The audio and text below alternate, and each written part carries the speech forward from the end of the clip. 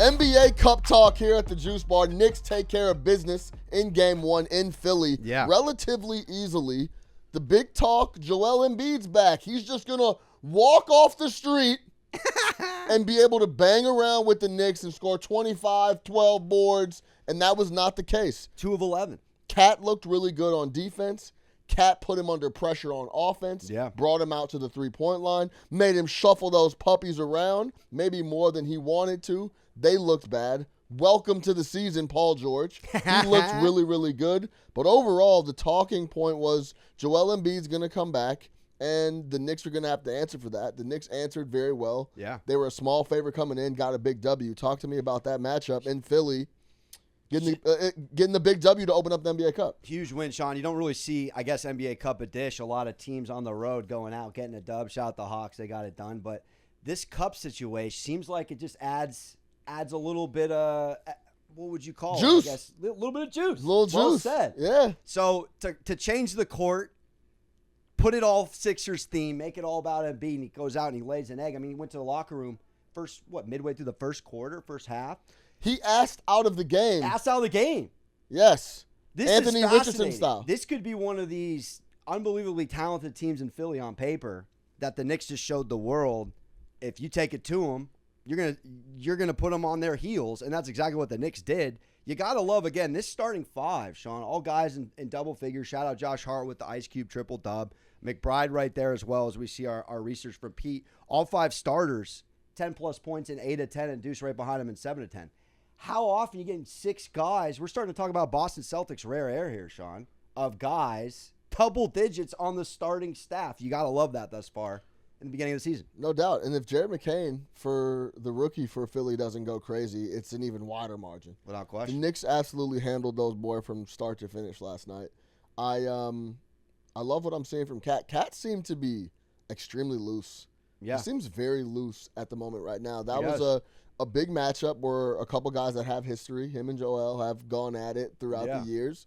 And he handled it really well. I was very impressed with how Cat played. And, yeah, when we're not worried about the 5, right? That was never the worry, right? We knew that they would start to come on offensively and the cohesion would get there. It's just about who's going to impact off the bench, and Deuce does it again last night. Yeah. Did you feel like they turned the corner defensively in the fourth quarter? Obviously, some pushback in the talking heads world about them closing games. I think they stepped up in a big way on the road in a tough environment. No doubt. You know what's interesting is to start the year, and this may be a theme throughout the entire year. Yeah.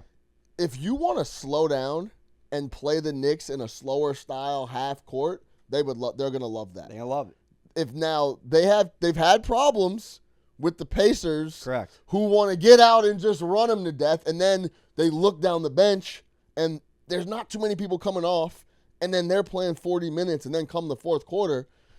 But Sean, this goes back. They're taking a little deep breath, right? So if they're gonna, I would say for the Knicks, if they could, if you're looking to potentially get some action on them, and where you think they'll succeed is slower paced teams that want to play in the half court. Knicks would love that. Knicks are going to be able to expose people offensively in that situation. They're going to have to figure out a way to slow teams up when they get out and want to run the break. No, it's a great observation. It goes back to kind of what I brought up to you a couple of weeks ago, just starting out just with this new identity team. Are they going to dictate the style of the game? They're going to let – because, again, to your point, a team like Cleveland, a team like Philly, even, I guess, Milwaukee at this point with their age, those slower-paced teams, they want that.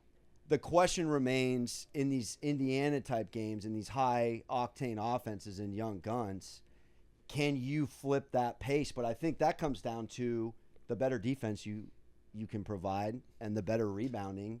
You slow down those teams getting out in transition. Yeah, and if we're talking about the things that they excelled in last night, they won the glass, 31 assists to 19. They were moving the rock, and then 54 points in the paint to 30. So if they're able to get in the paint, get easy buckets, Josh Hart gets going.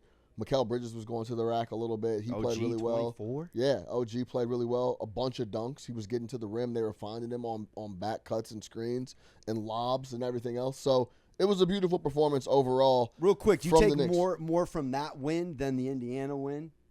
Just stylistically speaking, like to beat Nick Nurse, a well-coached club, and really just sun up the sun down. You beat them in the first quarter and you packed them in early. Yeah. Are you more impressed with that win than when they boat raced Indiana the other week?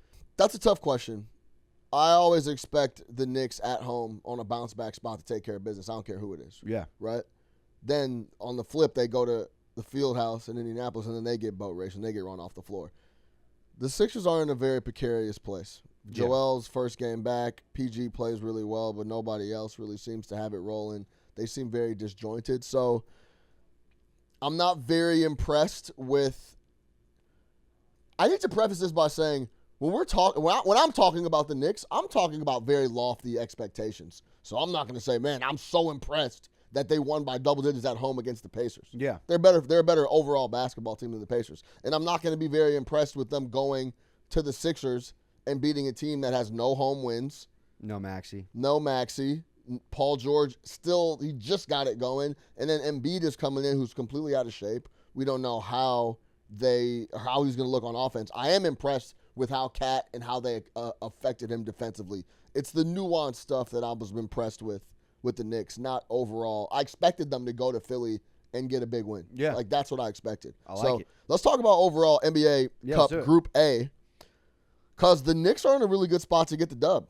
Going into the tournament, they were plus 105 to win Group A. They are now moved to all the way to minus 300 with that win on the road against Philadelphia. So now the only other game they have to go on the road for is the Orlando Magic. Yeah. So they're going to get the Hornets. They're going to get the Hornets at home.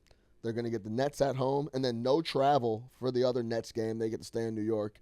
No, excuse me, because you only play everybody once. So they'll play the Nets at home, they'll play the Hornets at the Garden, and then they go to Orlando. Those are the other 3 games in the NBA Cup. They're in a really good spot to win this group, and then that puts them in a good spot for the quarterfinal, which then becomes the elimination round. Talk to me about, Group A, the outlook, and it kind of feels too easy right now for them in Group A. Yeah, big win on the road. That was probably the biggest win of the Cup, with Banchero and Orlando playing a star down. Sure. And essentially a couple of these teams figuring out just early rhythm. The Nets with a little bit of turnover. The Hornets kind of figuring out they got some pieces. Are they a real team? Yeah. But just this Knicks team, kind of just veterans coming in, taking care of business. Shout out to you who called it at plus 105 before it dropped to minus 300. I like the Knicks to win this group handily. I like the Knicks all the way here. Call me crazy as we talk this out, but I think this is a team that can go all the way here, win this Cup at a nice price. And correct me if I'm wrong, they're up there as one of the favorites, right, Pete? Yeah, they are the favorites to win the Cup. Yeah, no doubt. And let me make sure I have this correct, because do we like the price? What do we got at the moment? They're plus 650 to win the whole Cup. They're plus 290 to make the final.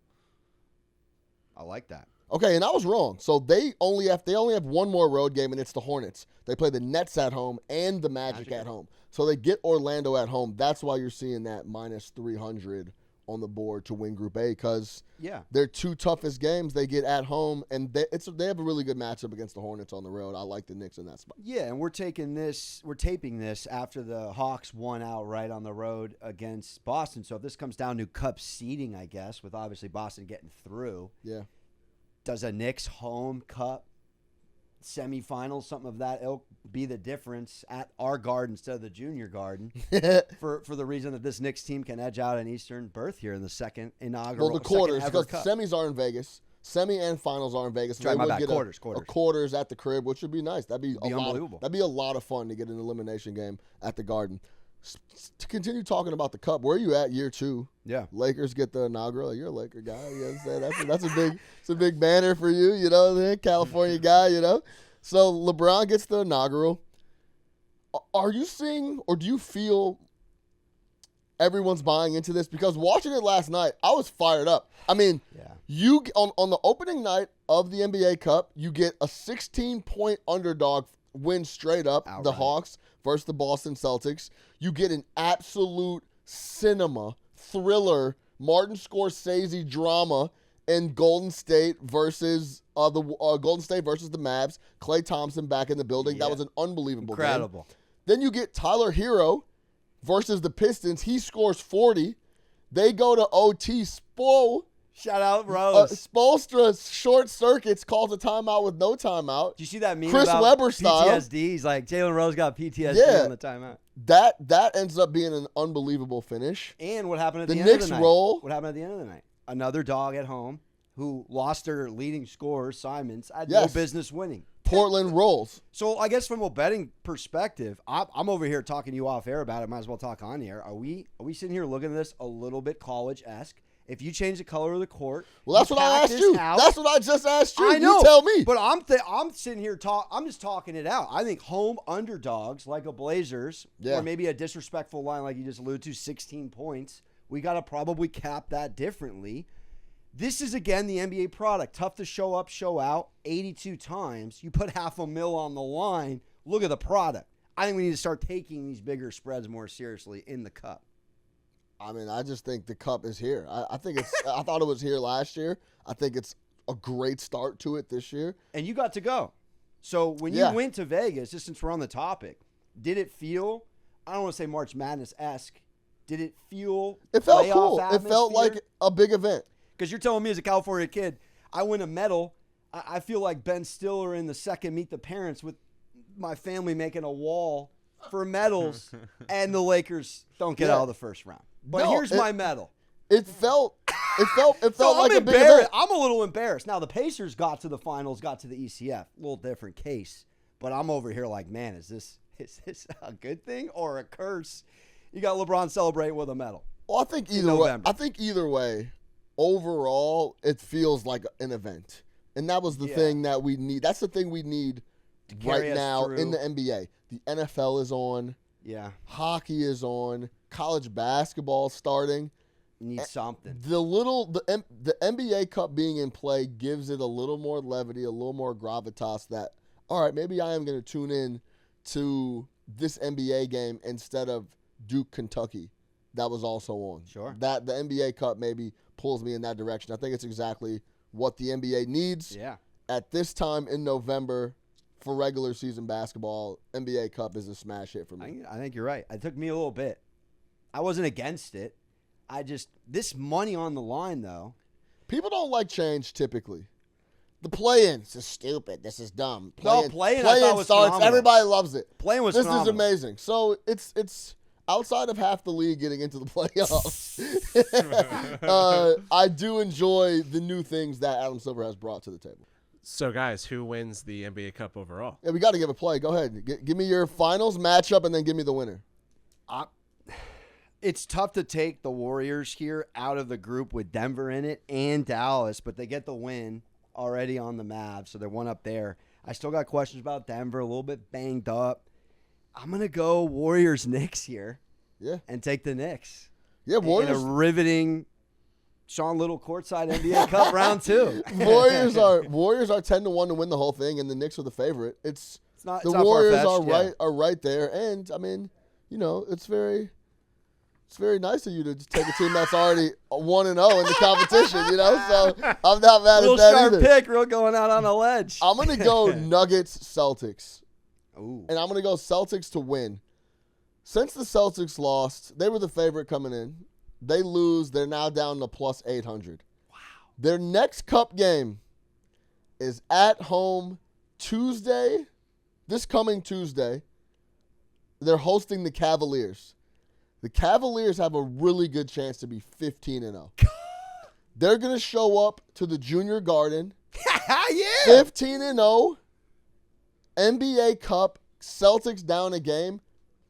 The Boston Celtics are going to show up in a major way, get a W, get the group back on track, and then start to push for that elimination round. So give me the Celtics plus 800, and I think the way Jokic is playing right now, they have a good chance as any to get out of the West. So I'll take them. They're also 10-1 with the Warriors. So that's where I'm at. Could be one person on the couch being emotional, one person being sharp. But I will probably guess who's guessing emotional, who's guessing. But I will say this: if we could get like a Knicks Cavs or a Knicks Celtics in the semifinal in Vegas, and then on the other side of the bracket is Steph Curry, Jokic, and the big boys. Now we're talking about like the NBA Cup is rocking. You know what I mean? Rocking. So that could be really special. Also sets up a great precursor, a little pregame to the playoffs. Yeah, no doubt about it. And then once folks really start to buy in, it's going to be a really, really good thing. I tend to lean that everybody's already bought in, but, it's hard to explain the Celtics losing at home as a 16-point dog without them it's clear Atlanta took it a little more seriously than they did last night. Yeah, I like it. So, but yes, I think if you start getting the big boys in the semis and it's superstars galore, and then on both sides, East and West, and with a chance to go to the final to play, it starts to get really elevated, and it's going to be a lot of fun. I'm with you. NBA Cup.